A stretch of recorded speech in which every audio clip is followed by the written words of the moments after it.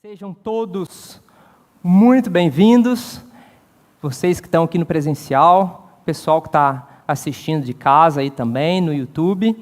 Vamos continuar a nossa caminhada, a nossa jornada. Hoje, a nossa aula 7. Caminhamos em direção já à metade do nosso curso. E a aula de hoje é uma aula veloz, nós não podemos perder tempo. Nós vamos encontrar Jesus aqui numa série de acontecimentos, praticamente sem intervalo, um atrás do outro, e nós vamos usar essa série de acontecimentos para refletir. É um desafio para a gente também, assim como foi o desafio da nossa aula passada, para a gente refletir sobre o seguinte tema: milagres. Milagres. É um desafio falar disso nos nossos tempos atuais. Mas primeiro vamos dar uma recapitulada. Na aula passada, então, nós entendemos e conhecemos mais algumas características do ministério de Jesus. Uma delas foi que o ministério de Jesus era itinerante. Falamos sobre isso, Apesar de Cafarnaum ser a base geográfica de Jesus, ele está sempre em curso, sempre andando de uma cidade para outra. Vocês acreditam que já teve estudiosos que começaram a somar a quilometragem de cada lugar que Jesus teve, de um para o outro, e até apresentaram uma conta de quanto Jesus andou ao longo da vida?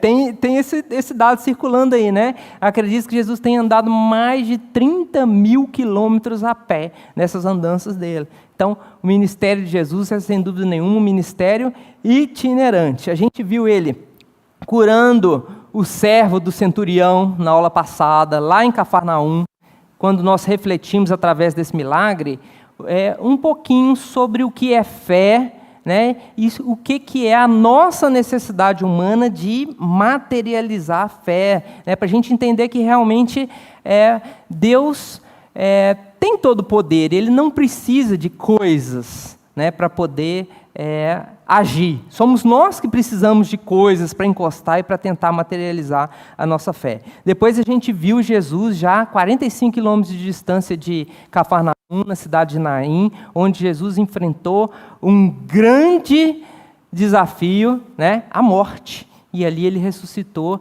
a filha da viúva de Naim. Continuando, nós começamos a ver uma outra característica do ministério de Jesus.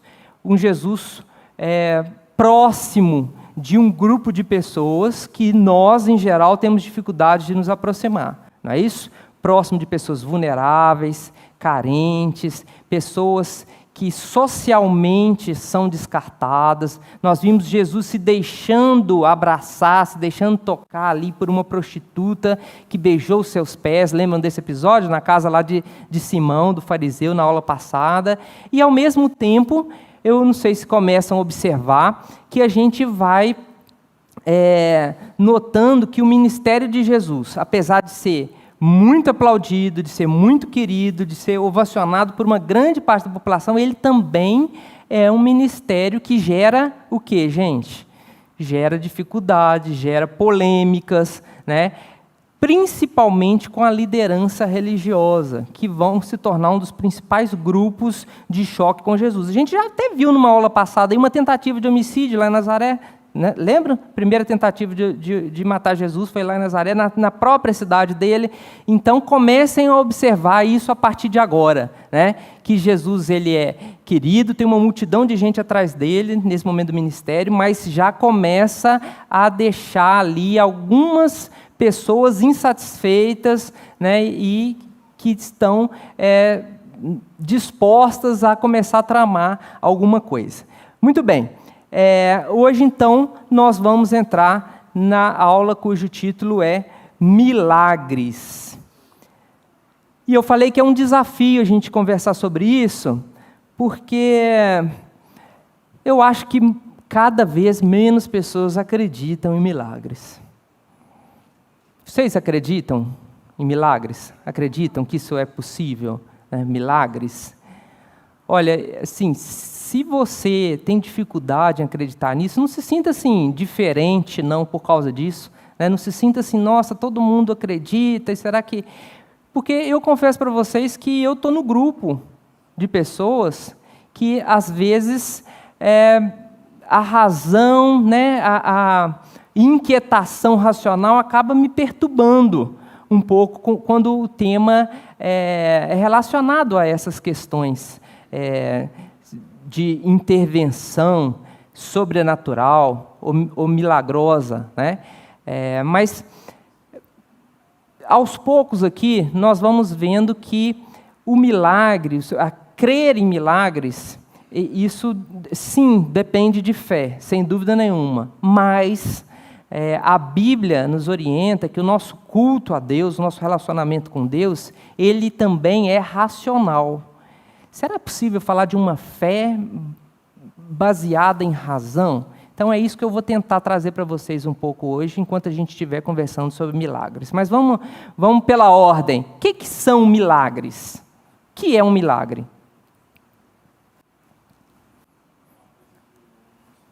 Uma coisa que não tem explicação. Não tem explicação para quem? Para os homens, para o atual estágio de conhecimento científico? Ok, o que mais? Como é que a gente pode definir milagre? Uma coisa que só Deus faz. Ok, o que mais?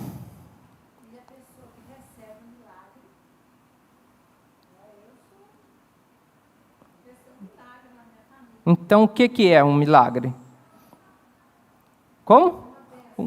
Uma coisa sobrenatural. Ou seja, então vamos aproveitar essas colocações de vocês e vamos tentar definir e entender aí o que é o milagre. Milagre é uma coisa impossível de acontecer, vocês concordam comigo? Para os homens, no plano natural. E ele só acontece, então, porque existe uma intervenção que rompe a cadeia natural de acontecimentos. E essa intervenção que sai do natural, ela é, portanto, sobrenatural, né? E é algo, portanto, que nós não conseguimos explicar à luz das ciências naturais, das leis naturais, tá? E por que eu estava falando, né, sobre alguma dificuldade que eu tenho, e que é possível que alguns de vocês tenham também, quando a gente entra nesse domínio, né, da sobrenaturalidade? Porque nós somos pessoas que vivemos num mundo natural. Nós vivemos num mundo regido por leis físicas, leis de causa e efeito, né? Se a gente colocar a mão no fogo, a gente sabe que vai queimar. E não tem jeito de você pôr a mão no fogo e isso não acontecer. Isso é a sequência de causa e efeito natural. Como nós vivemos nesse mundo natural, e nós somos pessoas naturais, nós tendemos a buscar explicações naturais para todas as coisas. Não é verdade? Então, se alguém adoece, você vai lá e pede a Deus para melhorar e dá um remedinho. Quando a pessoa melhora, o que você vai falar? Nossa, aquele remedinho foi, não é? Foi tiro e queda. Por quê? Racionalmente, nós buscamos primeiro as explicações naturais para as coisas. Isso acontece com todo mundo. Algumas pessoas mais, né? Às vezes são até taxadas. Eu não gosto desse tipo de dar título para as pessoas. Ah, fulano é cético, né? Eu sou cético. Mas algumas pessoas têm mais facilidade em entender, né, o sobrenatural, e outras são aquilo que, né, a gente chama, são mais racionais, buscam mais uma explicação natural para todas as coisas. Seja como for, independente de em qual grupo que você tiver, né, todos nós que já passamos da idade da razão, né, já temos aí uma consciência, a gente já entendeu que existe alguma coisa nesse mundo que não é desse mundo. Existe alguma coisa que está além da capacidade das ciências de explicar. Não é isso? Eu acho que todo mundo já, de alguma maneira, já percebeu isso, né? Os filósofos, os poetas já falaram isso. Alguém disse, inclusive, assim, ó, existe, entre o céu e a terra, existe muito mais coisa que o nosso vão conhecimento, a nossa vã filosofia. De alguma maneira, a gente já sentiu isso. Como é que a gente pode explicar naturalmente os sentimentos?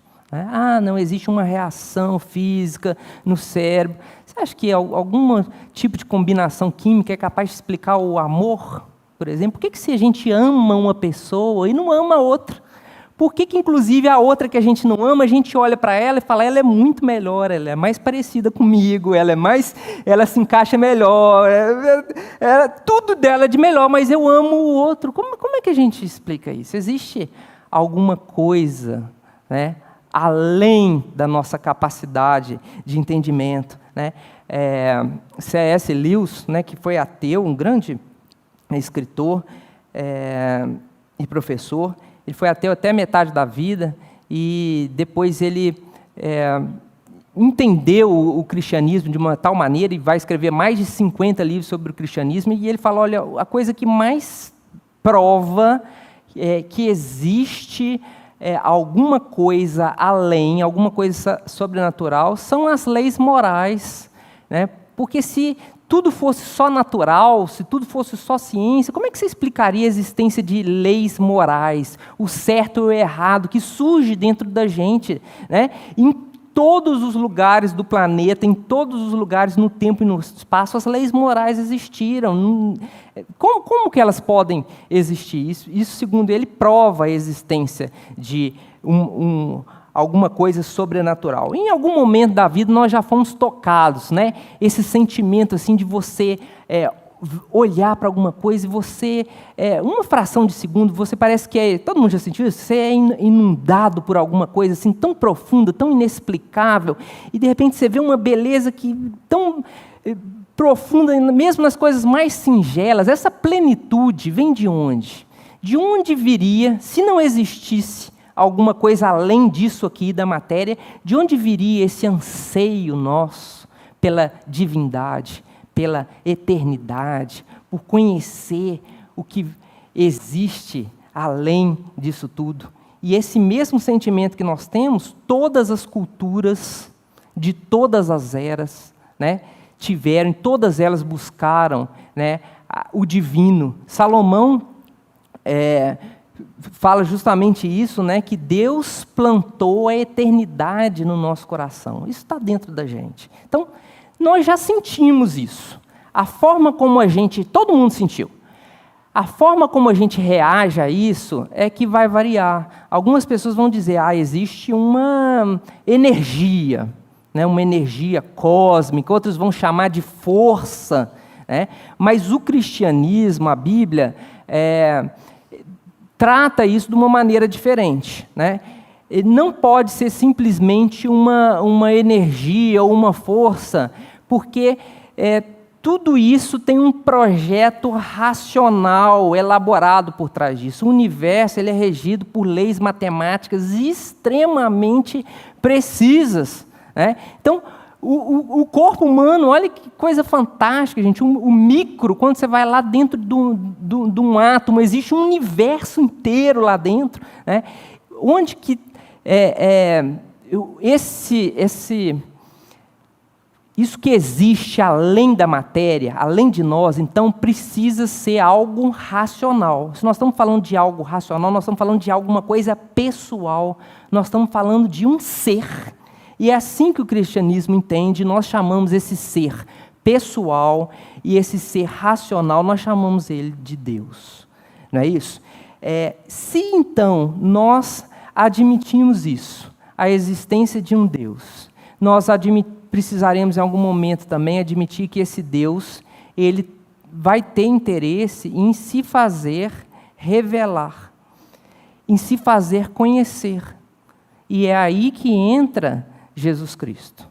Muito bem, se existe um ser que vai além do nosso conhecimento material, se esse ser é um ser pensante, esse ser é um ser racional, a gente precisa admitir também que esse ser ele vai se mover com algum tipo de força diferente das forças naturais que a gente conhece. Concordam comigo? E como vai ser esse movimento?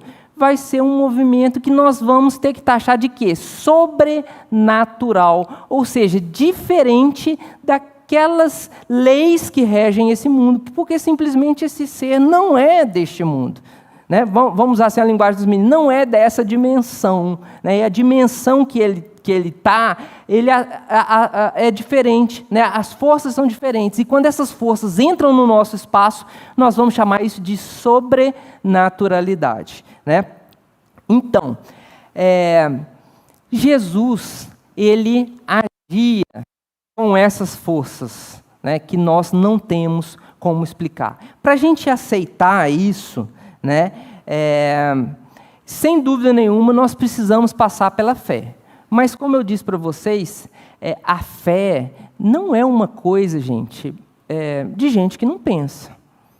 Vamos aqui usar uma linguagem mais clara. Fé não é uma coisa burra, igual às vezes é vendida. Né? A fé também é um exercício pensante, é assim que Deus requer de nós, a nossa fé é racional. Aliás, grandes mentes desse planeta, as mais brilhantes, foram pessoas que passaram mais tempo estudando a Bíblia e a vida de Jesus do que se dedicando às suas ciências. Isaac Newton foi um deles, né? Johannes Kepler.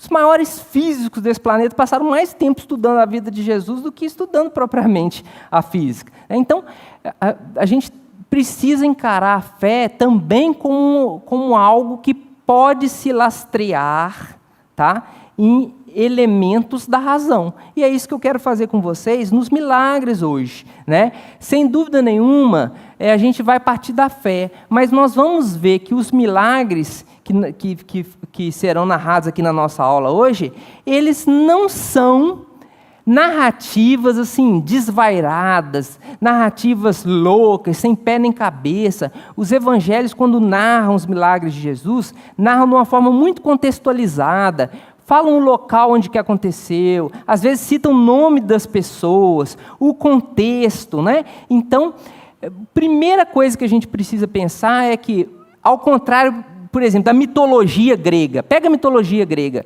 Os acontecimentos são loucos, né? Os deuses são loucos, o relacionamento entre eles, com o ser humano. Os milagres de Jesus não é esse tipo de narrativa mitológica nem lendária.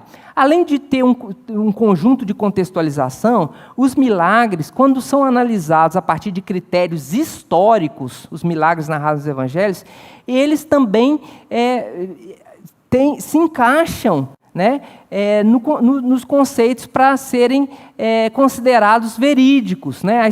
Os historiadores têm vários princípios para analisar narrativas, e os milagres narrados passam em todos eles. O princípio da coerência, por exemplo. O que diz esse princípio? Que uma narrativa ela é tanto mais verídica quanto houver coerência em relação aos elementos narrativos. O que nós estamos fazendo no nosso curso o tempo todo aqui, já essas 7 aulas? O tempo todo eu estou mostrando para vocês a coerência do que está narrado nos evangelhos.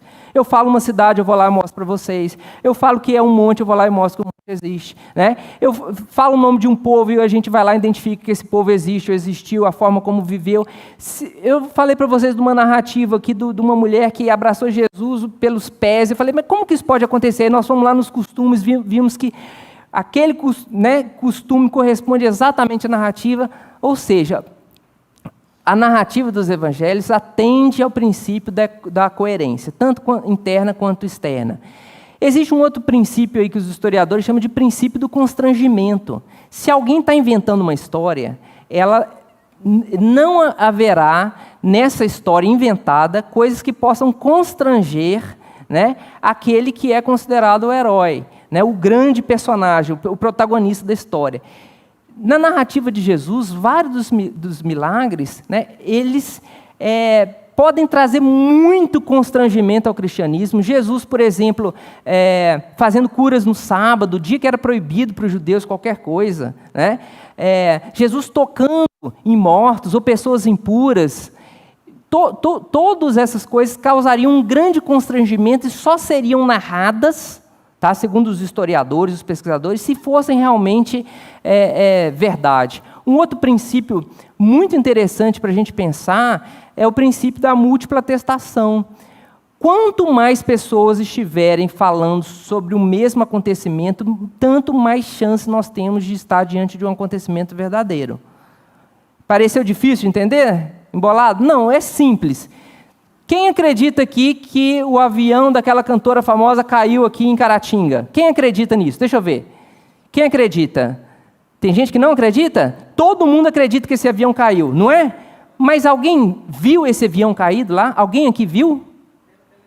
Alguém viu o avião? Viu? Não? Ninguém viu. Por que vocês acreditam? Porque a televisão falou, porque a rádio falou, porque o blog falou, porque não sei o que lá falou, porque o capitão da polícia militar que esteve lá falou que estava lá, não é? E isso é o critério da múltipla atestação. Quando tem muitas pessoas falando sobre o mesmo fato, né? Quanto mais relatos tivermos de pessoas, de fontes independentes entre si, tanto mais próximo nós estamos de uma verdade, né? Ou seja, isso serve para o nosso dia a dia. Por que então a gente não vai acreditar nos milagres de Jesus, que são atestados por múltiplas fontes independentes? Só os evangelhos canônicos, nós temos 4 pessoas falando sobre os mesmos acontecimentos. Depois, se você for para os autores do Novo Testamento, autores que nem conheceram, né, aqueles evangelistas, também falam sobre esses acontecimentos. Escritores eclesiásticos, ou seja, que não são do âmbito da religião, também falam sobre esses acontecimentos. Flávio Joséfo e tantos outros. Os inimigos de Jesus admitiam que ele fazia coisas sem explicação natural. Sabiam disso? Já observaram? Né? Às vezes a gente vê lá no Evangelho, né, os fariseus, os chefes da religião, falando o seguinte: olha, ele só pode fazer isso que ele faz se for pelo poder de Belzebu. Belzebu é o diabo. Então, não tendo como explicar o que Jesus fazia, mas não negando que Jesus fazia coisas sobrenaturais, eles passaram a procurar explicação. Não admitiram que era Deus. Mas vejam, nem os inimigos de Jesus contestavam que ele agia no plano sobrenatural, né? Então, no final das contas, passados aí por vários crivos de racionalidade, de razão, nós temos sim evidências, né, de que os milagres que estão relatados nos evangelhos, eles aconteceram. E nessa sequência da aula de hoje, nós vamos falar então sobre alguns desses milagres e nós vamos mergulhar um pouco mais nesses detalhes, nessa contextualização aí que nós estamos comentando. Mas se os milagres aconteceram, a pergunta que eu tenho então para vocês é o seguinte: por que Jesus fazia milagres? Por quê? Ou para quê? Com qual objetivo? Quem arrisca? Ninguém? Todo mundo com medo? Por quê? Para que milagre? Para que serve milagre? Mostrar o poder. Quem foi? Afonso? Né? Primeira tentativa nossa é essa, né? Os milagres servem para comprovar que Jesus era quem ele dizia ser. Mas quando a gente vai ver a história, esse argumento não se sustenta, porque toda vez que alguém falava para Jesus, faz um sinal para a gente acreditar em você, Jesus não fazia. Não foi assim lá em Nazaré? Então, Jesus não aceitava esse tipo de teste. Ele não fazia milagre para comprovar quem ele era, nem para demonstrar poder.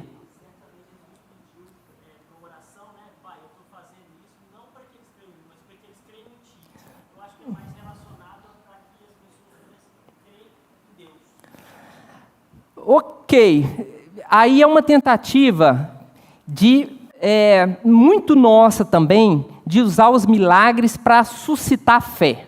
Eu me pego fazendo isso às vezes, pode acontecer com vocês também. Deus, faz um milagre para eu saber que o Senhor está nesse negócio, né? Para a minha fé ficar mais quentinha, né? Para eu crer, eu tenho tanta dificuldade, Deus faz um milagre aí, não é? Tem um autor que chama Dostoiévski, todo mundo já escutou falar, que ele diz assim, olha, a fé não brota do milagre. É um milagre que brota da fé. E quando a gente vai vendo a narrativa dos evangelhos, sabe, Glauco? A gente vai vendo sempre Jesus fazendo milagre, falando, foi por causa da tua fé. Foi a tua fé que te salvou. Né? Por causa da tua fé, você está sendo curado. Por causa da tua fé, está acontecendo essa intervenção. E hoje nós vamos ver isso muito claro. Então a gente continua com a pergunta, mas por que milagres, então? Olha, a outra explicação mais imediata é que os milagres são jeitos de resolver circunstâncias pessoais das pessoas, da nossa vida. Não é o fulano que está doente, é o fulano que está, né, passando por essa situação, aquele aperto. Então, Deus vem e faz a intervenção para resolver aquele problema pontual. Sem dúvida nenhuma, os milagres, eles entram na esfera pessoal, nós não temos dúvida. E quando nós estamos precisando, então, né, nós somos aqueles que buscamos enfaticamente. Até quem não acredita, busca, né? Mas, gente, se os milagres fossem só para isso, tinha alguma coisa errada, porque pensa quanta gente estava sofrendo perto de Jesus naqueles dias, quanta gente morreu naqueles dias, e não foi todo mundo que recebeu o milagre, não é? Quantos de nós, em várias circunstâncias da nossa vida, não recebemos, ou pessoas do nosso lado não recebemos? Por que, então, um receberia e o outro não receberia? E aí a gente começa a divagar para um caminho ruim de questionamento, né? Então, aquela explicação que eu acho que mais me satisfaz, pelo menos, né? É um autor que chama Philip Yancey. Ele diz o seguinte: olha, os milagres são um sinal. Assim a gente não chama de milagres de sinal, né? Sinal de quê? Um sinal de que Deus não está satisfeito com esse mundo, com a forma como as coisas andam, com o rumo que as coisas tomaram, e um sinal daquilo que Ele vai um dia fazer de forma definitiva. Agora Ele está apenas sinalizando, mas um dia Deus vai fazer de forma definitiva. O que é? Restaurar todas as coisas, restaurar a ordem total desse mundo, para esse mundo voltar a corresponder àquilo que ele era quando foi criado. Deus criou o mundo em estado de perfeição e Ele não se encontra satisfeito, né, com o rumo de degradação, de corrupção, de destruição, de podridão, né, que o mundo está tomando. Deus intervém para sinalizar aquilo que Ele é capaz de fazer e que Ele vai fazer no devido tempo. Então, partindo dessas premissas, né, vamos encarar aí essa sequência extraordinária de milagres que nos espera na aula de hoje. E nós vamos começar, eu estava muito ansioso por isso, fico doido para chegar a essa aula, lá no Mar da Galileia, porque a gente fala tanto nele, tanta coisa acontece, eu acho que quase toda a vida de Jesus acontece em volta do Mar da Galileia, e eu espero essa aula para falar um pouquinho mais sobre o Mar da Galileia, porque naqueles dias ali, muito próximo de Jesus ter contado aquela história, aquela parábola da candeia, né? Na verdade, um evangelista até fala que foi no dia seguinte, Jesus ele entra num barco ali dos seus discípulos, né, para atravessar o Mar da Galileia. E aí, se você não se questionou isso até agora, está na hora. Mas como que se atravessa um mar? Bem, você já entendeu que o Mar da Galileia, na verdade, não é um mar, ele é um lago, né? É um lago, porque lagoa é menorzinho, né? Ele é um lago. Por que então ele era chamado de Mar da Galileia?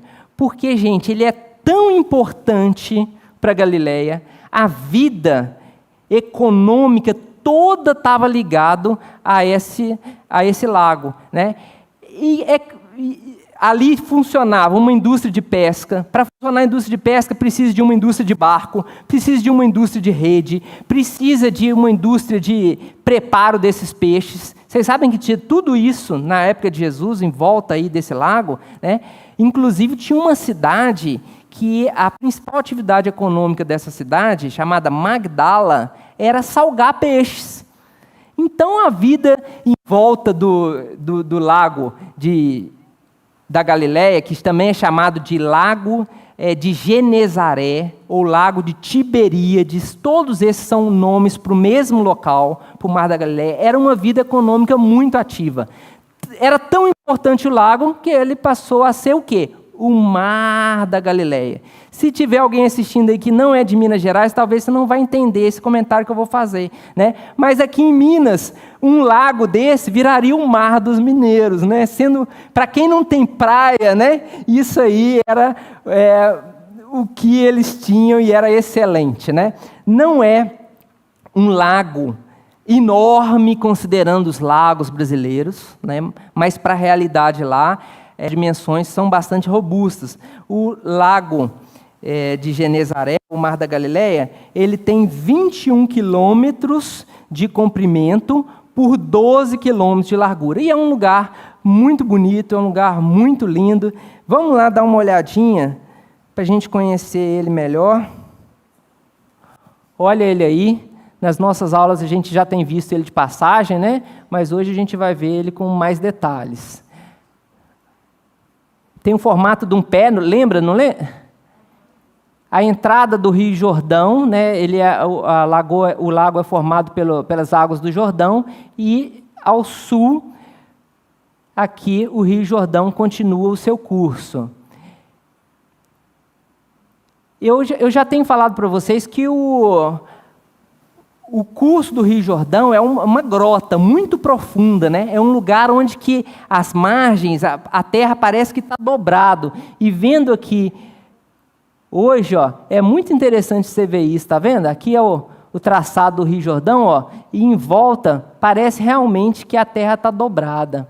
O lago de Genezaré, ele tem uma característica muito interessante, quase exclusiva. Ele está num lugar muito profundo, e ele é rodeado por montanhas. Pelo menos na parte mais ao sul dele, ele é rodeado por montanhas significativamente altas, algumas até com rochas bem escarpadas. Vocês estão vendo aqui, tá vendo? Ó, vamos aproximar aqui. Então, ó, isso acontece também do outro lado.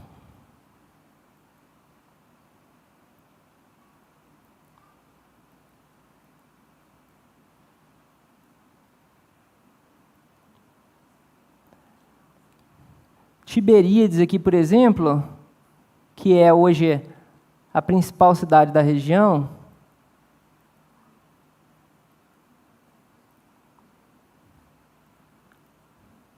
é construída numa dessas montanhas, numa dessas elevações.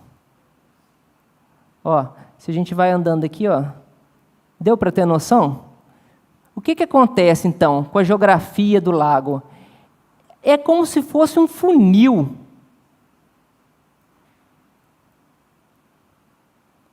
Esse formato assim, ó, de concha, ele está num lugar muito fundo, rodeado por montanhas ao redor dele. Olha só essa foto que eu tirei lá. Tá vendo? É um painel que está lá numa das margens do lago.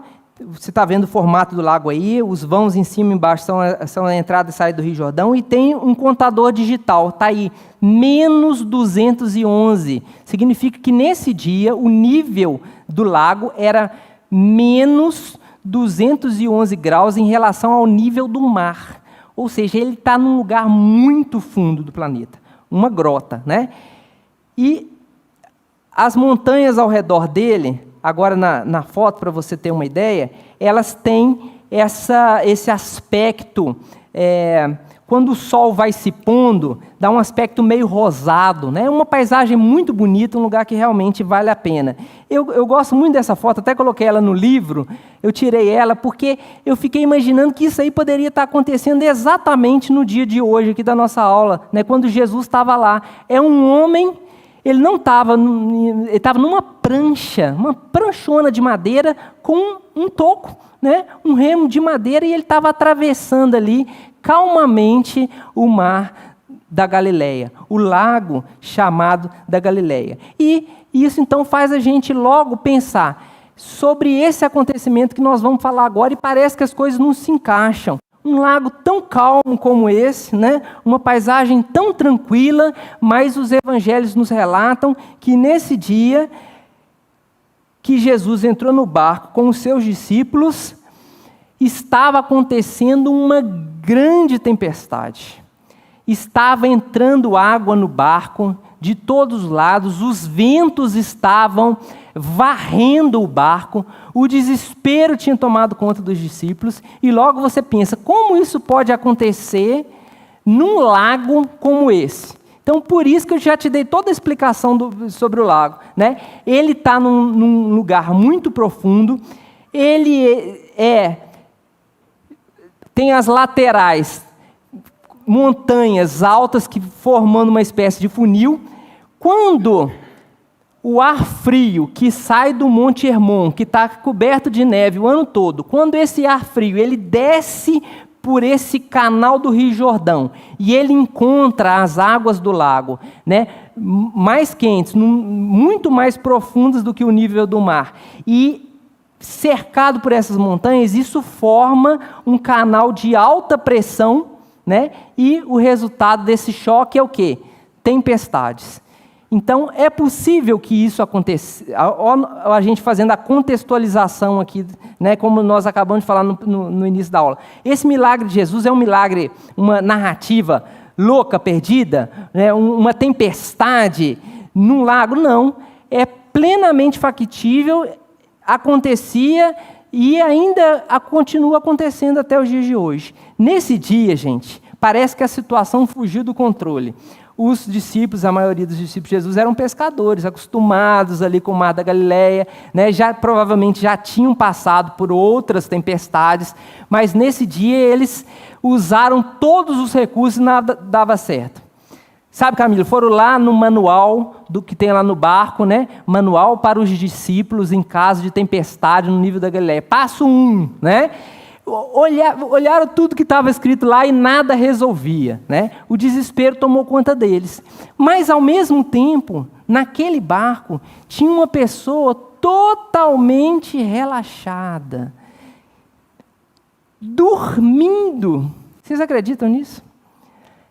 Quando a gente lê a narrativa dos evangelhos, fala que Jesus não apenas dormia, mas que Jesus estava sobre a popa do barco com um travesseiro. Vocês conseguem imaginar essa cena que foi pintada aí por Rembrandt? Vocês já viram esse quadro em algum lugar, gente? Não viram? Ainda bem, porque esse quadro foi roubado em 1990. Se alguém tiver visto ele, né, favor denunciar imediatamente. Custa só 60 milhões de dólares, né? Tá desaparecido. Mas imagina essa cena, os barcos são pequenos, os barcos não são grandes, tem condição de alguém estar dormindo, né?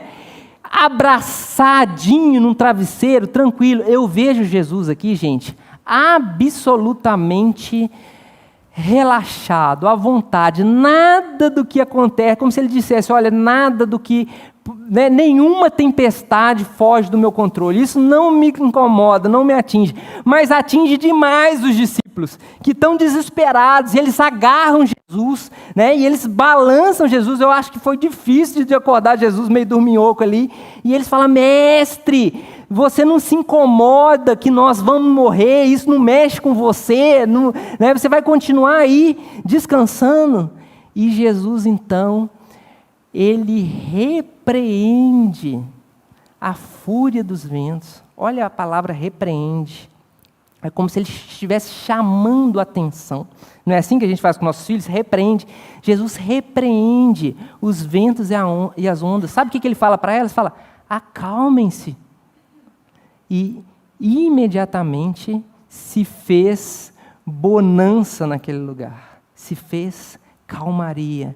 Os discípulos que estavam assustadíssimos com a tempestade também ficaram assustadíssimos em saber que Jesus tinha poder. Eles já tinham visto Jesus fazendo muita coisa, mas Jesus tinha poder também sobre a natureza, sobre o mundo natural, né? Sobre as ondas e sobre os ventos. E eles começaram a discorrer entre eles uma pergunta que vai nos acompanhar agora, né? Até a nossa próxima aula. Quem é esse homem? Quem é esse homem que até os ventos e as ondas lhe obedecem? Continuamos na nossa sequência aqui, porque eu falei que hoje era ritmo acelerado.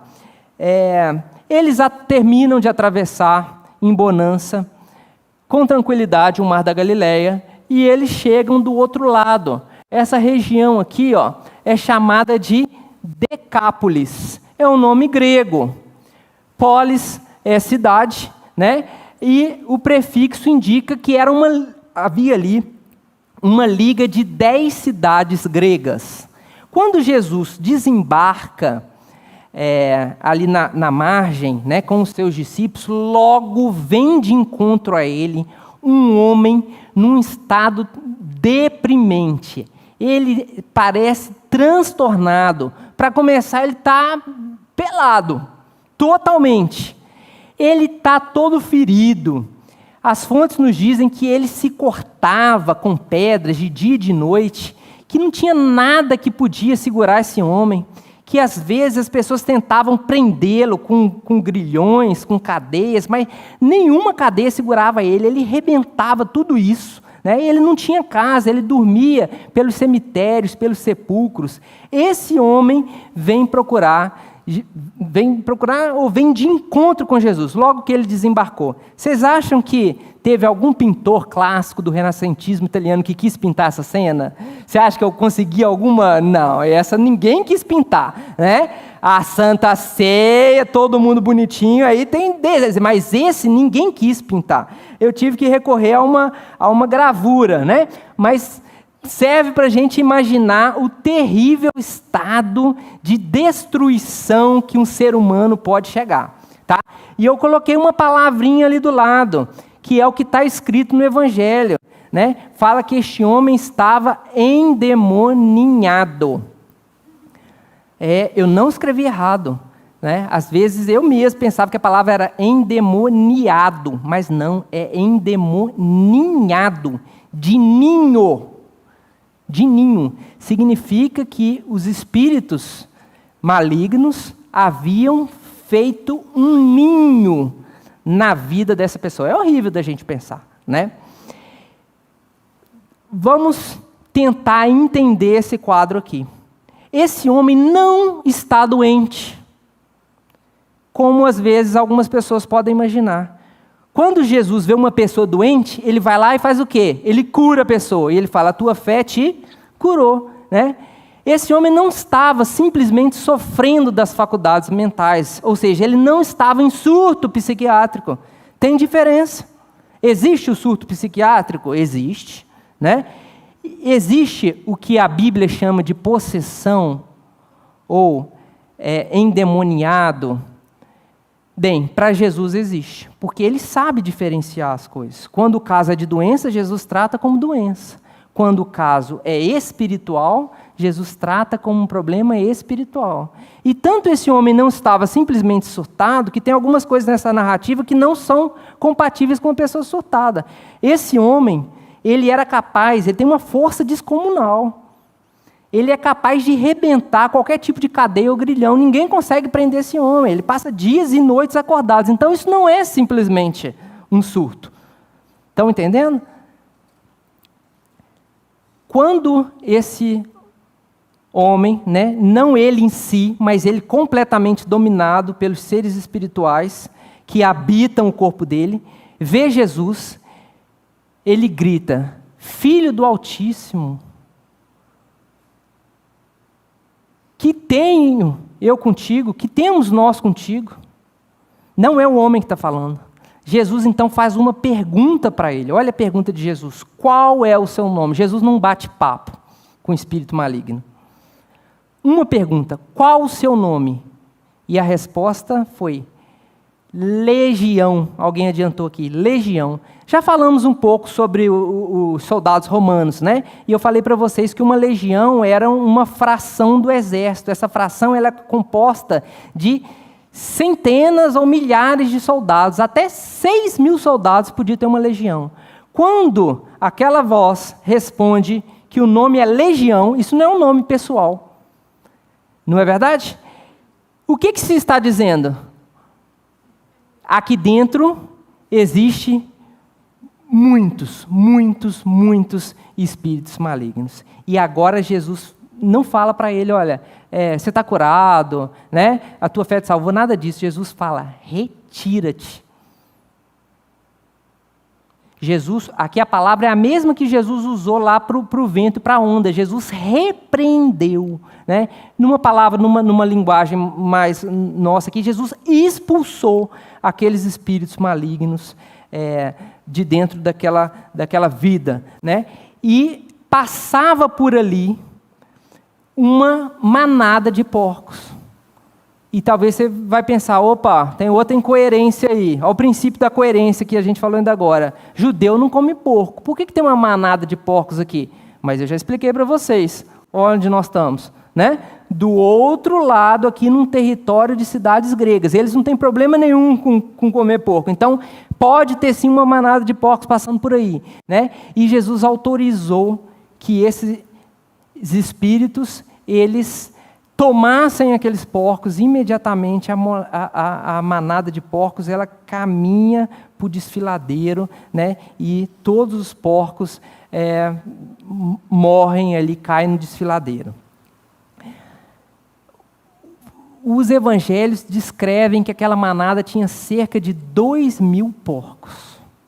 Então isso completa e fecha aqui, né, a resposta que Jesus obteve de que havia uma legião de espíritos malignos ali.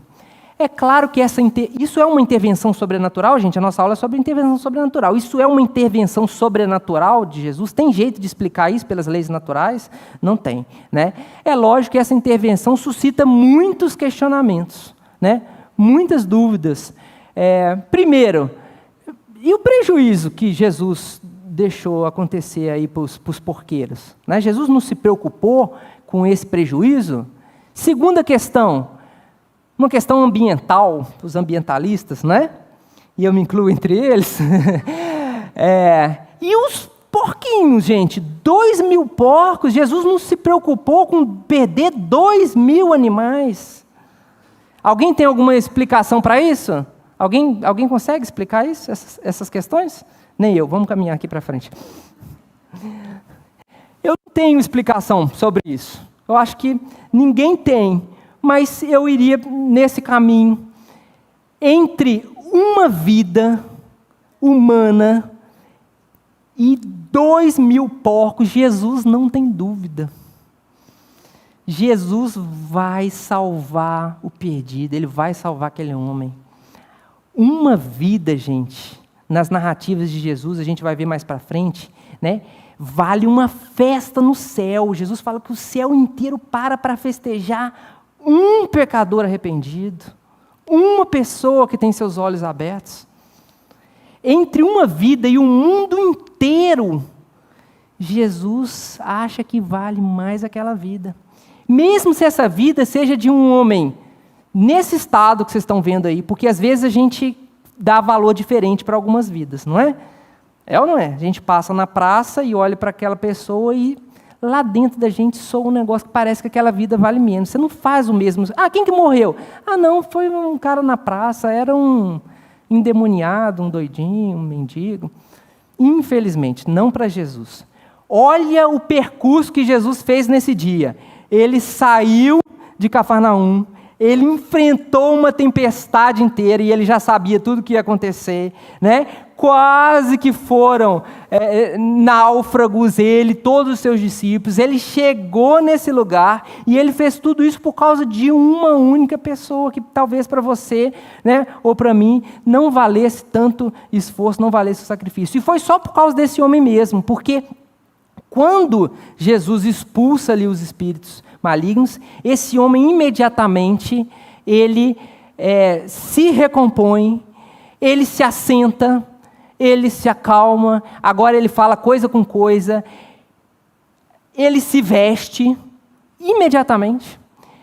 A notícia, os donos dos porcos ali, os porqueiros, correm para a cidade, para as cidades ali, Gadara, Gerasa, contam o que aconteceu, e as pessoas não acreditando no milagre, porque elas conheciam aquele homem, sabem que aquilo seria impossível, elas vêm e encontram aquele homem ali absolutamente são, absolutamente tranquilo, e elas ficam apavorados. Vocês sabem que as intervenções sobrenaturais, elas causam reações diferentes nas pessoas. Algumas pessoas são tomadas de medo, outras de susto, algumas choram diante do milagre, outras sorriem, né? Outras querem correr. Sabe o que o pessoal de Gadara fez? Não correram, pediram para Jesus correr. Jesus, vai embora, sai daqui do nosso meio, nós não queremos você. Às vezes, os milagres de Jesus causam essas reações nas pessoas também, né? Muitas vezes nós não queremos as intervenções sobrenaturais de Deus, por medo, por receio ou por qualquer outro motivo. Foi o que aconteceu naquela cidade. Jesus vai embora logo depois de ter chegado, mas ele deixa ali o primeiro missionário internacional. Podemos falar isso, que esse homem foi o primeiro missionário internacional, porque ele pede para Jesus: deixa eu ir com você. Olha a transformação, gente. Deixa eu ir com você. Jesus fala: não, você vai ficar aqui para testemunhar, para as pessoas verem você, verem o que aconteceu com você, né? E você poder servir de testemunho. E esse homem, a partir de então, gente, ele não para de falar sobre o que Jesus fez na vida dele. Esse homem deve ter ficado chato, não deve ter ficado, gente? Já aconteceu com vocês, assim, uma pessoa que não para de falar com você: nossa, você tem que conhecer Jesus, nossa, Jesus é bom demais, nossa, a minha experiência foi incrível. Já aconteceu com você? Já aconteceu, né? Já aconteceu com muita gente aqui, né? É uma chatice, não é a pessoa pegando o pé da gente, falando essas coisas. Eu vou explicar para vocês essa chatice. A pessoa que é tocada e é transformada dessa maneira por Jesus, ela não tem opção. É tão bom que ela não tem opção a não ser contar para todo mundo o que aconteceu na vida dela. Então, quando você encarar com um chato desse aí, que pode ser o seu pai, pode ser sua mãe, pode ser um vizinho, pode ser sua ex-melhor amiga, que agora, o que aconteceu com fulana, né? Agora só fala desse negócio. Está explicada a chatice dela, né? Ela foi tocada e ela teve esse encontro aí com Jesus. Jesus, na mesma sequência, entra no barco, atravessa de novo o Mar da Galileia e ele chega, eu acredito que pela narrativa, de novo naquela cidade, que é a cidade dele. Qual é a cidade dele? Cafarnaum. E quando ele está, de novo, desembarcando, chega um homem atravessado, nervoso, ansioso. Jesus, vem comigo depressa, tem que ser imediatamente, porque a minha filha, a minha filhinha, a minha menina de 12 anos está muito mal, o estado dela é gravíssimo, parece que ela está morrendo. Jesus, faz alguma coisa, por favor. O nome desse homem é Jairo, né? A gente sabe, inclusive, que ele era uma autoridade na sinagoga, era o chefe da sinagoga. Quem sabe aquela sinagoga que nós mostramos aí numa aula para trás. Imagina a situação desse homem, gente. Não era só a menininha dele, não. Era o único filho, a única filha dele. Quem tem aí, né, as crianças, e se tiver nessa faixa, o meu está nessa faixa, 12 anos... Imagina o coração desesperado do pai. Se entrar um cisco no olho do filho da gente, a gente corre para a emergência e a gente quer, não é? Quebrar, atravessar aquela emergência, porque a gente quer ser atendido primeiro. Imagina esse homem, a filha dele vai morrer, está gravemente doente. E Jesus fala: eu vou com você. E Jesus se prontifica aí. Só que Jesus não está sozinho. Estão os discípulos e está também atrás de Jesus o quê? Uma multidão de pessoas. Jesus, a essa altura, ele não tem mais sossego, gente. Onde que ele anda, está o povo todo em cima dele. Lembra daquelas ruazinhas fininhas de Cafarnaum? Lembra daquela cidadezinha? Tenta imaginar Jesus andando ali e centenas de pessoas aglomeradas ao redor dele. Ele mal consegue dar um passo sem alguém parar, perguntar, pedir alguma coisa, né? Todo mundo quer tirar uma selfie com Jesus. Tenta imaginar final de campeonato brasileiro, saindo do glorioso Maracanã, Flamengo 3, Galo 0, né? Todo mundo saindo do estádio ao mesmo tempo. Quem já... Você já teve nessa lata de sardinha? Já teve? Assim, Jesus está nessa situação. E enquanto Jesus está tentando ir para a casa de Jairo, parece que teve um tumulto ali, alguma coisa, e Jesus para. Alguém me tocou aqui. Jesus pergunta para o povo: quem me tocou? Você está brincando, né, Jesus? Com tanta gente te espremendo de tudo quanto é lado, como assim alguém te tocou? Jesus: não, eu quero saber, alguém me tocou. Alguém deve ter falado: Jesus, não foi toque, foi esbarrão, está todo mundo se acotovelando aqui. Jesus: não é esbarrão, é toque, de mim saiu poder, eu quero saber quem me tocou. Nessa hora, um dos apóstolos de Jesus, aquele mais impulsivo, mais para frente, que falava o que vinha na cabeça, até censurou Jesus, brigou com Jesus. Quem que seria, hein, gente, esse apóstolo? Pedro, né? Tinha que ser ele, né? Pedro, Jesus, por favor, Jesus, você não está vendo que as pessoas estão se empurrando uma a outra? Você não está vendo que o Jairo, coitado, a filha do Jairo está morrendo? Você quer saber aqui quem te tocou? Tenta imaginar agora o Jairo, coitado, o desespero do Jairo, vendo o Jesus querendo saber quem encostou nele. É como se você chegasse na emergência lá com o seu filho desfalecido, morrendo, pelo menos você acha que está morrendo, e o médico está lá, não sei se vou vestir o jaleco azul, acho que não, acho que o jaleco verde, não, o branco é mais, atende mais a vigilância sanitária, estou em dúvida, e o meu filho, qualquer coisa, não importa. Mas Jesus insiste na pergunta. Jesus sabia a resposta? E Jesus insiste de novo. Até que no meio ali, daquela multidão, uma mulher, tremendo, olha o detalhe, está escrito isso, tremendo, ela se identifica. Fui eu realmente te toquei. E agora ela conta a história dela. Você consegue imaginar como que foi essa cena e a mulher tocando em Jesus? Mas antes do toque, você consegue imaginar como é que foi? Como é que ela fez? Ela acreditava que se ela simplesmente encostasse em Jesus, ela ia ter o problema dela resolvido. Como é que você faria? Viria por cima assim? Olha como que essa mulher fez. Foi assim, ela veio por baixo, né? Porque a narrativa não fala que ela encostou na gola, fala que ela encostou na orla. Então, ela veio e encostou em Jesus, né? Olha o movimento dela, é às ocultas, é subreptício, né?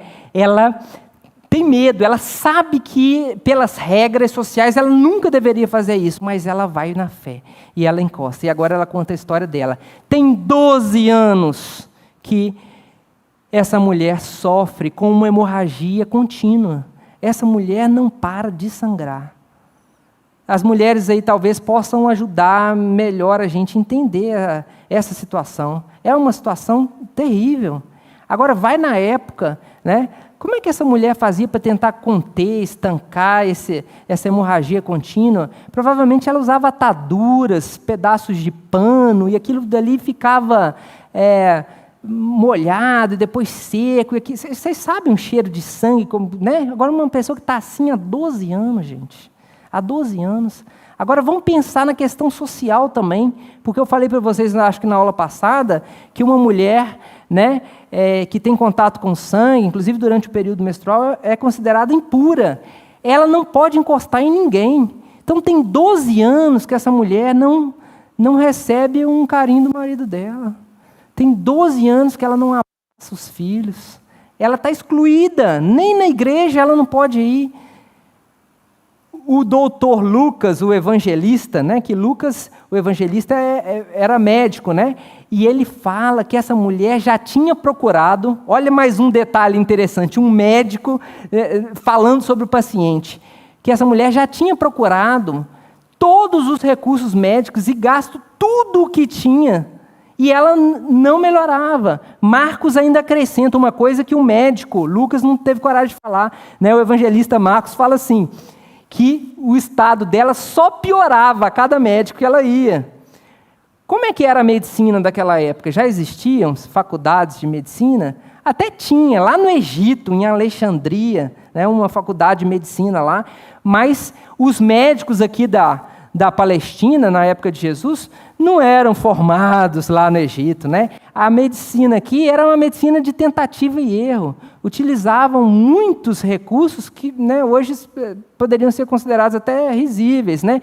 Por exemplo, sangrias. A pessoa está sangrando, vai lá e sangra mais ela para ver se melhora. Enfim, essa mulher foi submetida a todos esses procedimentos, tentativa e erro, alguns desses procedimentos inócuos. Para cada médico que ela ia, se expunha, né? Ou seja, essa mulher, o estado dela é um estado, ela está acabada, essa mulher, quando ela toca em Jesus. Mas ela não podia tocar em ninguém, nem num homem, nem em ninguém, porque essa mulher é uma mulher impura. Quando ela toca em Jesus, e Jesus para e fala assim, agora eu quero saber, alguém me tocou aqui. Essa mulher, o que veio na cabeça dela? Nossa, eu estou perdida, olha o que eu fui fazer, minha situação já era ruim, e olha em quem que eu fui tocar, logo em Jesus, e aí eu vou entendendo por que Jesus ele queria que ela se identificasse. Não bastava ele virar e falar assim, foi você, ele queria que ela se identificasse. Na hora que essa mulher fala, fui eu, e ela está esperando aquela bronca, Jesus vira para ela e fala assim, minha filha, você está curada, a tua fé te salvou. E por isso a gente vai ter que dizer que Jesus ele é o médico dos médicos. Porque olha o tratamento que Jesus deu para ela. Rápido, eficiente, gratuito. Brincadeira, gente. Mas o sério mesmo. Jesus tratou essa mulher em todas as dimensões. Jesus começa assim, filha. Jesus tratou as emoções dessa mulher. Não é? Jesus curou uma mulher que estava emocionalmente em frangalhos. Jesus fala para ela, você é minha filha.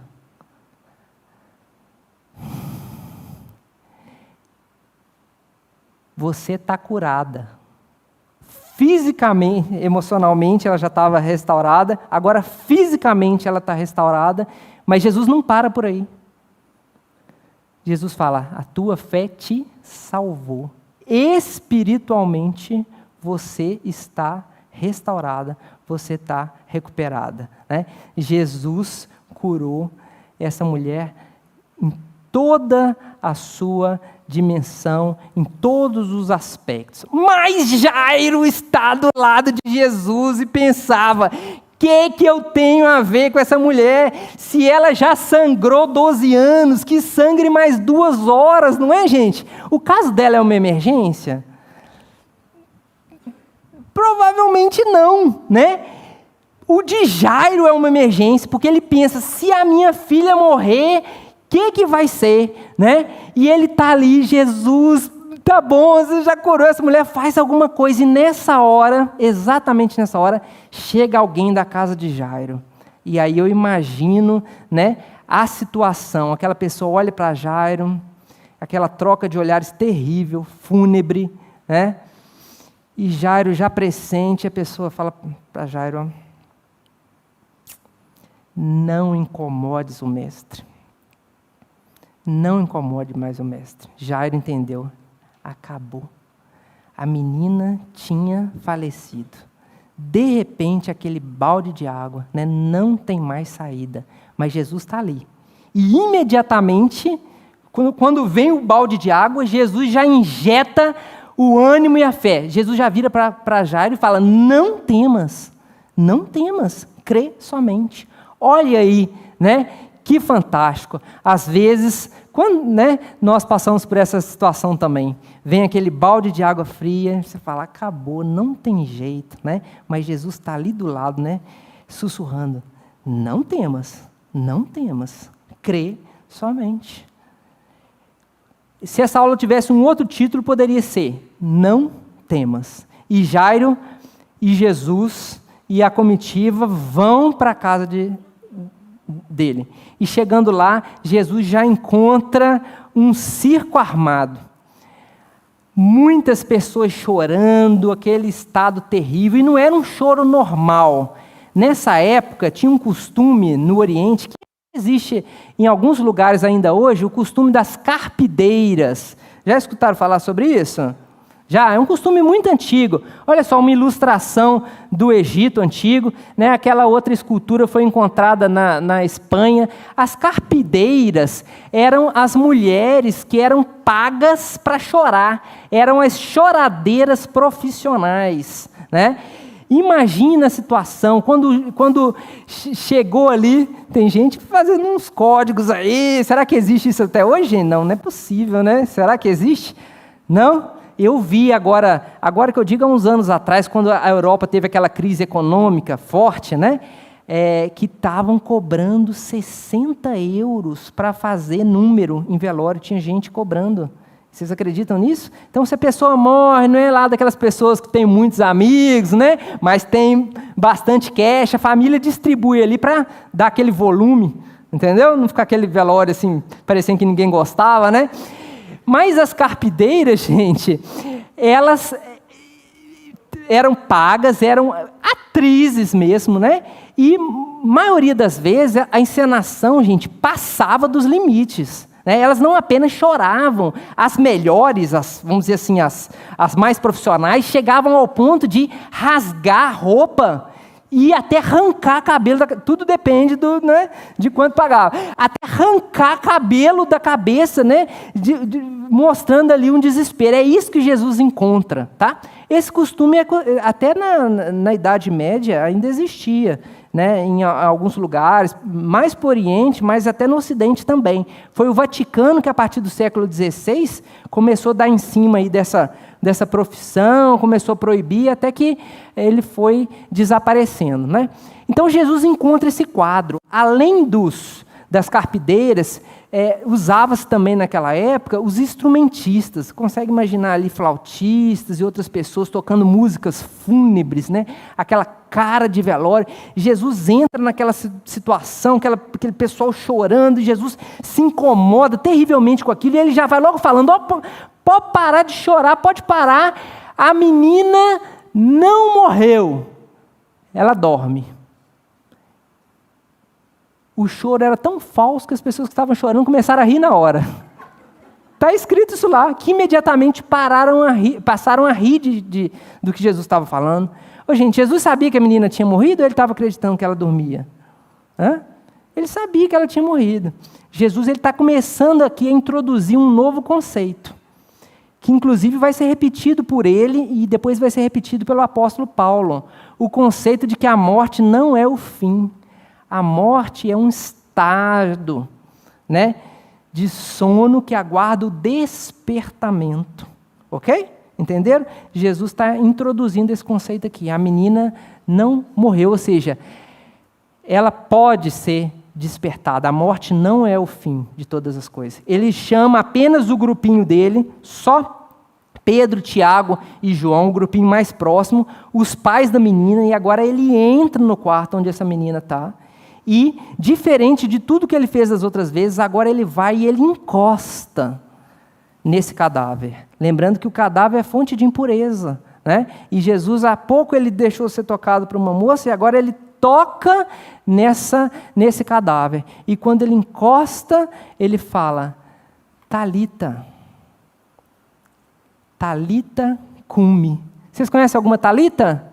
Né? É usado como nome pessoal, né? Mas Talita, no hebraico, significa menininha.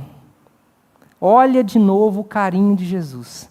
Menininha, levanta. Nenhum procedimento, nenhum exame, nenhuma dúvida, só autoridade. E a menina se levanta e passa a andar. E Jesus restitui, então, a menina para o seu pai, para Jairo. É a segunda intervenção de Jesus relacionada à ressurreição, relacionada à morte. Nós vimos na aula passada o filho da viúva de Naim e agora a filha de Jairo. Eu creio que aquele atraso que Jesus teve lá com a mulher com hemorragia apenas acrescenta a essa história, né? E traz aqui para a gente também uma reflexão de quantas vezes nós pensamos que Deus está atrasado na providência e, na verdade, nada foge do controle de Deus. Na verdade, apenas estão sendo criadas as circunstâncias para que o milagre seja ainda maior, né? E para que quando ele aconteça, a gente tenha ainda mais condição de reconhecer aquilo como uma intervenção sobrenatural. Talvez se Jairo tivesse ido com Jesus, chegado lá naquela hora, enquanto a menina, né, ainda estava ali, e Jesus tivesse mandado ela levantar, talvez esse relato nem estaria hoje aqui para a gente conhecer, não é verdade? Então, gente, as coisas não fogem do propósito de Deus. As coisas não fogem do propósito de Jesus. Continuando aqui a nossa acelerada aula, vocês estão vendo que Jesus ele não tem tempo para nada. Ele não tem descanso, ele desce de um barco e ele já entra numa outra sequência, ele sai de um lugar e já chamam ele para outro. Esses dias estão sendo tão atribulados que os evangelhos falam que, por vezes, Jesus e seus discípulos não têm tempo para comer. E é nesse contexto que Jesus propõe para os seus discípulos uma pausa. Ele fala, olha, nós precisamos ter um momento a sós, um momento de descanso, um momento de reflexão, ainda mais Jesus falando que eu acabei de receber uma notícia terrível. Foi nessa época aí que chega para Jesus a notícia do que aconteceu com o primo dele, o João Batista. Já contei para vocês lá atrás que ele está preso desde a época do batismo. Já está preso há muitos meses. E agora, enfim, aconteceu, né, o fatídico assassinato de João Batista lá na cadeia. Se lembram dessa história? Né? A filha de Herodias, né, mulher de Herodes, fez uma dança maravilhosa lá na festa de Herodes, e Herodes já um pouco empolgado, né, falou para aquela menina, olha, você dança tão bem que qualquer coisa que você me pedir, eu vou te dar. Acho que ele achou que ela ia pedir uma boneca, um dinheiro, um palácio, né? Só que a menina, né, já aí seduzida pela mãe, a mãe falou, olha, nós só estamos aqui nessa vida boa porque João Batista está preso, né? Mas o nosso arquival é João Batista, então você vai pedir assim, assim, assim e tal. Combinou direitinho, a menina chegou lá na festa, na frente dos convidados e falou para Herodes, eu quero só uma coisa, eu quero a cabeça de João Batista num prato servido aqui no nosso jantar.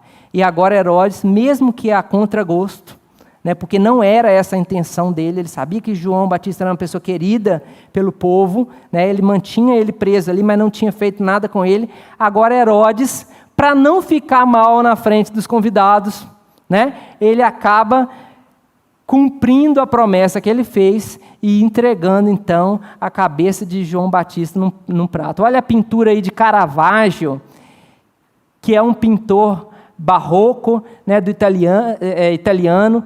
Ele vai nos acompanhar agora, esse pintor, ao longo das nossas próximas aulas. Vou trazer várias telas dele. E esse pintor é realmente incrível, né? Você olha e você tem a sensação de que está vendo uma foto, né? Como que a pessoa pintou isso há 500 anos atrás? Ele usava uma técnica, é como se estivesse num estúdio, sabe, Neuza? Sabe? Entende isso de estúdio?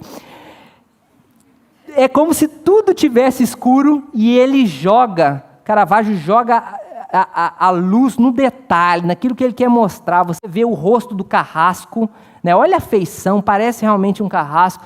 Você vê o prato, a cabeça na bandeja, a feição das pessoas. Ele usava modelos reais, pegava gente comum, gente do povo, trazia para dentro do ateliê e pintava aquelas fisionomias. Então a pintura dele é muito realística, é muito incrível esse pintor. Quem não conhece vai ter oportunidade aqui das nossas aulas a gente conhecer mais. Então, Jesus acabou de receber essa notícia do assassinato de João Batista, e Jesus está precisando também, gente, de um tempo para quê? Para sofrer também. No meio de toda aquela agitação, ele precisava agora ter esse momento a sós com os discípulos. É isso que ele propõe. Então, eles entram no barco para atravessar de novo o Mar da Galileia, em direção a um lugar mais deserto. Mas, quando ele entra no barco, o que acontece? A multidão, que está sempre de olho nele, vê ele entrando no barco, e o pessoal começa a correr e contornar o lago para encontrar Jesus do outro lado. Quando ele chega lá, o que acontece? A notícia já se espalhou que ele estava lá e já tem uma multidão de gente. Já teve suas férias interrompidas por algum motivo? Já teve seu descanso tão programado interrompido? Na hora que Jesus chega lá, já está aquele povo sedento, aquele povo precisando da intervenção, aquele povo precisando de cuidado, né? E Jesus, ele poderia ter simplesmente mandado todo mundo embora, mas ele resolve, né, cuidar daquele povo, ensinar aquele povo, tratar aquele povo, mesmo no dia de descanso dele, mesmo na folga dele, e ele passa ali horas, eu não sei quanto tempo, mas muito tempo com aquelas pessoas, até que o dia começa a declinar, começa a escurecer. Provavelmente eles não comeram nesse dia, os discípulos estão preocupados, eles chegam para Jesus: Jesus, não está na hora da gente, né, fazer aquilo que a gente tinha planejado? Manda esse povo embora, está escurecendo, quem sabe eles vão pelo caminho e eles encontram alguma coisa de comer aí, alguma venda aberta, despede esse pessoal. Mas Jesus tem uma outra ideia. Quem sabe a ideia de Jesus? Por que a gente mesmo não dá de comer para esse povo? E aí os discípulos devem ter falado: olha, agora Jesus passou da conta, né? Já viu quantas pessoas tem aqui? Até fizeram lá, né? Os bons de matemática, deve ter sido Mateus. Nem se a gente tivesse 200 denários, né? Um denário seria hoje o equivalente a uns 100 e poucos reais, só para você ter uma ideia. Nem se a gente tivesse 200 denários aqui, a gente conseguiria comprar pão para esse pessoal todo. Como é que nós vamos fazer isso, Jesus? Jesus perguntou: o que nós temos aí? Alguém já tinha feito o levantamento, sinal que a barriga já estava roncando essa hora, né? André tinha o levantamento. Falou: olha, nós temos aí o que, gente? 5 pães e 3 peixinhos. Olha o detalhe, presta atenção no detalhe. André fala: 5 pães de cevada. Já viram isso lá? Observa. Tem um evangelho que fala cevada, tem outro que não. Os pães de cevada não eram os melhores pães. Não era o pão da padaria chique, tá entendendo? O pessoal que tinha mais recursos comia o pão feito de trigo, né? Um pão mais fininho, mais macio. É desse jeito aí o pão, tá? Na época, o pão era fininho, mais parecido até com hoje com o que seria uma pizza, tá? Arredondado, a massa assim, basicamente trigo, azeite, água e forno. Mas os pães que tinham lá eram pães de cevada. Naquela época ainda não estava na moda comer pão integral, né? Ou se fosse hoje seria chique, seria o pão de cevada, mas naquela época não. O pão de cevada é o pão mais duro, era pão de gente pobre. Ou seja, pense comigo, eles tinham poucos recursos e os recursos que eles tinham nem lá eram de tão grande qualidade. Só que o que ninguém esperava é que Jesus, com poucos recursos e com recursos que nem são lá os melhores, é capaz de fazer um banquete. Está entendendo? Quantos recursos você tem para resolver esse problema aí que você está pensando nele? Hoje Jesus já atravessou uma tempestade, né? Qual que é a tempestade que você entrou com ela na sua cabeça? Pensa nela aí. Você tem muitos recursos para resolver isso? Seus recursos são muito bons? Vamos ver o que Jesus vai fazer com isso. E foi mais ou menos assim. Vamos supor que isso aqui... Vamos imaginar aqui, eu estou com um pão na mão, tá bom? Me dá a tua cestinha aí. Sua cestinha vai ser o meu pão. Ó. 5 pães e 2 peixinhos. Jesus orou, abençoou e falou: distribui para o pessoal. Saiu um discípulo com um pão. Isso aqui é um pão, tá? Tá inteiro, não tá? Ele chegava para o primeiro, partia, entregava, e o pão parecia que não tinha diminuído. Ele partia para o segundo, entregava, e o pão continuava o mesmo. E assim foi distribuído pão e peixe para 5.000 pessoas, só homens. Como é que eles sabiam o número? Como é que é? Alguém contou? Olha só, o princípio da organização. Jesus era uma pessoa organizada. As pessoas foram sentadas em grupos de 100, em grupos de 50. Olha a precisão da narrativa. Todos comeram. Quantas pessoas, Rafael? Se eram 5.000 homens, quantos comeram? Tem gente que vai dizer que tinha mais mulher e criança do que homem. É razoável. Já vi autor falando que comeram 12.000 pessoas. Mas talvez não seja isso tudo. Vamos pensar aí que comeram 9, 8.000 pessoas e o milagre continua o mesmo. E, no final, além do princípio da organização, Jesus ainda dá um princípio ecológico contra o desperdício. Ele fala, junte-se tudo o que está sobrando aí, né? E juntaram 12 cestos de pães e de peixes. Jesus acabava de realizar mais uma intervenção sobrenatural. Tudo na mesma sequência. Vocês estão acompanhando? Obviamente que a multidão está maravilhada com Jesus. Eles estão empolgados com Jesus, né? Inclusive, quando a gente lê o Evangelho, a gente percebe que se Jesus não tivesse muito tato, nessa noite, gente, o povo está tratado emocionalmente, está tratado fisicamente, está com a barriga cheia, né? Naquela noite, eles teriam aclamado Jesus como um rei político ali. A gente vê essa construção quando a gente lê os evangelhos. E daí o cuidado de Jesus de fazer com que os discípulos saíssem daquele local, eu creio até para que eles não fossem tentados por isso aí, né? E Jesus despede primeiro os discípulos dele, os apóstolos, eles vão embora, entram, já está tarde da noite, vocês estão entendendo? Entram no barco para atravessar de novo o mar da Galileia e Jesus vai despedindo a multidão até que, enfim, ele fica sozinho. Deve ter sido um custo, mas ele manda todo mundo embora e ele fica sozinho. E agora sim ele começa a ter aquele momento dele, aquele momento de oração, né? Aquele momento com o Pai, de conversa com Deus. É o descanso de Jesus. E aí eu até aprendo uma coisa, né? Um bom jeito de descansar é passar tempo com Deus. Às vezes a gente acha que descansa fazendo nada. Jesus descansava passando tempo com o Pai. Mas enquanto Jesus está orando, enquanto Jesus está com o Pai, Jesus está ligado no que está acontecendo. Já tem horas que ele está ali. Mas sabe os discípulos que estavam no barco tentando atravessar o mar da Galileia? Lembram o ar frio que vem das montanhas do Hermon? Aconteceu de novo, mais uma vez, e agora eles estão sozinhos, né?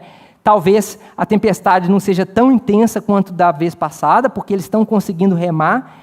Fala que eles já atravessaram 5 quilômetros, mas está escuro. Eles não sabem mais onde eles estão. O vento bate, eles estão perdendo as forças, eles não conseguem remar mais, não sabem se estão próximo da margem, se estão no outro lado, estão completamente desorientados, com medo, assustados mais uma vez.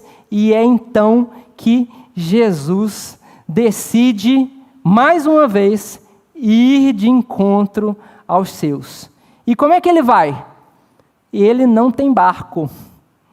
Ele não tem barco.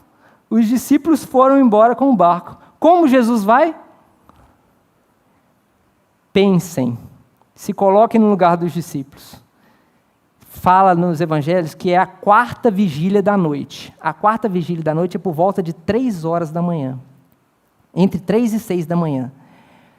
Você está no barco, alta madrugada, esgotado, cansado, não aguenta mais remar, desesperado, não sabe o que fazer, mas de repente começa a aparecer um movimento do seu lado. Barulho de água, como se fosse alguma coisa andando ao seu redor. Gente, os discípulos de Jesus, a gente vê falando de Pedro, né? A gente vê falando de André, de Filipe, a gente acha que era gente de outro mundo. Não, eles eram gente igual a gente de carne e osso. Sabe o que eles falaram? Entre eles, naquela hora? Só faltava isso. Fantasma. Um fantasma. Mas imediatamente Jesus fala com eles, sou eu. Calma, sou eu. um deles ali, muito atrevido, para frente, vai soltar um questionamento, até meio engraçadinho. Quem seria, hein, gente? Quem seria? É você mesmo? Pensa bem, olha a cabeça de Pedro. Quantas vezes Jesus não entrou no meu barco e me fez andar com ele, atravessando essa lagoa? Quantas vezes eu não afastei o barco para dali ele falar com a multidão e o tempo todo ele conseguia andar sobre as águas? Vê se pode. Será que é ele mesmo? Se és tu mesmo, manda que eu vá me encontrar com você. Os outros estão achando que é um fantasma e Pedro quer ir de encontro. Não é? Pedro é assim, gente. Pedro é intenso, é tudo ou nada. É 8 ou 80. E Jesus fala, vem então. Você quer vir? Vem. Então Pedro coloca o primeiro pé para fora do barco, a água devia estar gelada. Só que na hora que ele pisa, ele sente uma certa segurança. E Pedro deve ter pensado, eu não estou acreditando no que eu estou fazendo. E ele colocou outro pé. E ele conseguiu ficar em pé. E ele deu mais um passo, não é verdade? E ele deve ter pensado, eu não estou acreditando no que está acontecendo comigo. Quantas vezes na vida a gente pensa isso, né? Eu não estou acreditando, está dando certo. Deus está abençoando.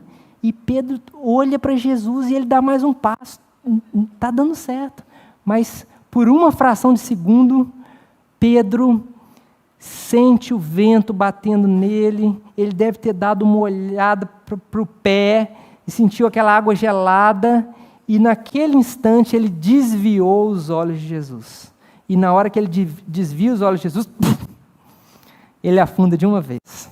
E foi preciso Jesus puxar ele pela mão para levantar ele, né? E a pergunta de Jesus é: por que você duvidou? Por que você duvidou? A mesma pergunta que ele fez lá na primeira tempestade. Vocês ainda não têm fé? Por que vocês são tão tímidos? E eu consigo escutar Jesus fazendo a mesma pergunta hoje. Por que vocês estão duvidando? Vocês ainda não têm fé? Depois de tudo isso, vocês ainda não têm fé? E assim nós vamos nos aproximando do final da nossa aula com um questionamento.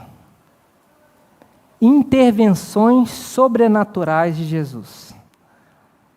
Vimos aqui várias, contextualizadas no seu contexto. Será que isso foi apenas para aqueles dias? Ou será que Deus é o mesmo? Será que Deus ainda tem poder para fazer intervenções sobrenaturais? Os milagres continuam acontecendo ainda hoje, gente? Vocês acham que os milagres continuam acontecendo ainda hoje? Eu creio que se eu entregasse aqui o microfone, vários de nós se lembrariam de momentos impossíveis, coisas impossíveis de acontecer, né? Que, de alguma forma, Deus tornou realidade. Quando eu estava preparando essa aula, algum tempo atrás, na véspera, uma pessoa me procurou, isso ficou muito marcante, porque coincidia exatamente com o que eu ia falar, né? No dia seguinte, uma pessoa falou assim: você conhece o fulano de tal? É uma pessoa conhecida aqui na cidade. Corrupto, ladrão, deu calote em todo mundo, incorrigível, terrível, bandido. Você conhece ele? Eu falei, conheço. Não sei o que aconteceu com ele. Por quê? Mudou completamente da água para o vinho. É outra pessoa transformada. O jeito de falar, o jeito de se comportar é outro homem. E eu pensei na hora, existe o maior milagre do mundo que uma pessoa mudar? Existe o maior milagre? Isso é uma intervenção sobrenatural ou não é? Os milagres continuam acontecendo, gente. Todos os dias. Talvez o que esteja faltando é Deus abrir os nossos olhos, para a gente conseguir enxergar o sobrenatural de Deus no mundo natural. Não é sobrenatural uma pessoa humilde, com 5 filhos, sozinha, sobreviver com meio salário mínimo e dar de comer para esses meninos crescerem, estudarem, virarem gente digna, bons profissionais, passando em concursos públicos. Não é um milagre de Deus? Não é uma intervenção sobrenatural de Deus, gente? É ou não é? Deus continua agindo de várias maneiras. Algumas são, assim, realmente de arrepiar, mas, assim, eu creio que nós temos algumas histórias dessa, né? Estou vindo aqui na minha cabeça uma aqui, muito, muito simplesinha, só para ilustrar para vocês que, às vezes, o milagre é no pequeno. A gente quer ver, talvez, uma perna crescer na frente da gente, né? Nós estávamos morando fora do Brasil, passando um ano estudando, e quando você está fora, você é estrangeiro, é tudo difícil, é tudo complicado, você fica tão perdido. Um dia nós chegamos em casa e nós batemos a chave na porta ali, e a porta não abria de jeito nenhum. Tentamos outra vez, já estava tarde da noite, a gente tinha viajado de trem com os meninos pequenos. Segunda vez, terceira vez, eu tentei várias vezes, para cima, para baixo, o negócio não abria de jeito nenhum. E na minha cabeça, como é que eu vou resolver isso? Eu não sei se existe chaveiro aqui nesse país. A quem que eu vou chamar? Eu vou dormir com esses meninos na rua? Milhões de pensamentos ao mesmo tempo. Jesus, como é que eu vou fazer com isso? A minha menina, com 5 anos na época, virou pai. Ô pai, já sei. Pede para Deus. Ora para Deus, para você colocar essa chave e essa porta abrir. E na hora eu pensei, gente, como é que eu posso fazer isso com a menina? Vou desmanchar, né? Falei, filha, assim, não é bem desse jeito, né? Os adultos, né? Não é bem desse jeito. É claro que Deus pode fazer, mas não é assim, filha. Como não é assim, papai? Você não falou que se a gente pedir para Deus, Ele escuta a nossa oração? Você não falou isso? E agora, muito sem jeito, já pensando o que eu ia explicar para ela, eu falei, tá certo, filha, vamos orar. Ela falou, pode deixar que eu oro. Deus, ajuda para que a gente coloque essa chave na porta e essa porta abra. Minha esposa está aqui para garantir que eu não estou contando mentira. Na primeira vez que nós colocamos a chave, rodou e a porta abriu. Não fizemos nada, nem tentei para cima, para baixo, nada, daquele jeito. Pequenas intervenções sobrenaturais de Deus. Sempre que eu conto que eu falo sobre milagres, assim, me vem à cabeça uma história que eu escutei há algum tempo de um missionário, e também não tem como eu deixar de contar ela. Um missionário, vocês sabem que a vida de missionário fora do Brasil é uma vida muito difícil, né? Eles estão, às vezes, escondidos, passando todos os tipos de necessidade, inclusive financeira, né? E, numa manhã, o filho do missionário falou, pai, eu queria tomar achocolatado, igual a gente tomava lá no Brasil. E o missionário falou para ele, filho, nós não estamos no Brasil, aqui nós não temos isso, nós não temos condição de ter isso. E o filho falou, pai, mas então vamos orar para Deus mandar o achocolatado para mim, para Deus mandar o Todd para mim. E o missionário ficou naquele mesmo dilema que eu falei para vocês, não é? Às vezes falta fé nos adultos, mas as crianças, né? E aí, muito sem jeito, o missionário permitiu que o menino orasse. Oração de criança. Ô Deus, faz o chocolatado chegar aqui para mim tomar, porque eu estou com tanta vontade de tomar chocolatado. E o menino orava ainda quando a campainha tocou. Do lado de fora, uma pessoa, lá da junta de missões, olha, muito constrangida, sem graça. Me desculpa, eu vim aqui essa hora da manhã, eu não sei bem o que eu estou fazendo aqui, mas quando eu acordei hoje, só me vinha vocês na cabeça, e vocês não me saíam do pensamento, e eu incomodado com vocês, como se estivesse precisando encontrar vocês, e eu não sabia como que eu ia chegar aqui, mas eu sabia que eu tinha que vir. Eu pensei, eu vou passar num mercado, eu compro um pão, eu compro um biscoito, compro um chocolatado, eu toco a campainha lá e eu tiro a limpo esse negócio. E eu trouxe isso aqui para vocês, vocês me desculpem. Os milagres continuam acontecendo. Que Deus nos dê a sensibilidade para crer.